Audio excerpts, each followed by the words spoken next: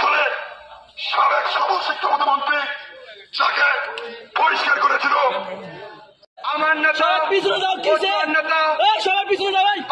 বিক্ষোভ মিছিলে আয়োজিত সকল নেতৃবৃন্দ সবাই আবার সালাম গ্রহণ করবেন। আসসালামু আলাইকুম। আমি ধন্যবাদ জানাই সাধারণ জনগণ তাকে ধুলাই দিয়ে বাংলাদেশের মাটির থেকে তাকে উৎখাত করা হবে।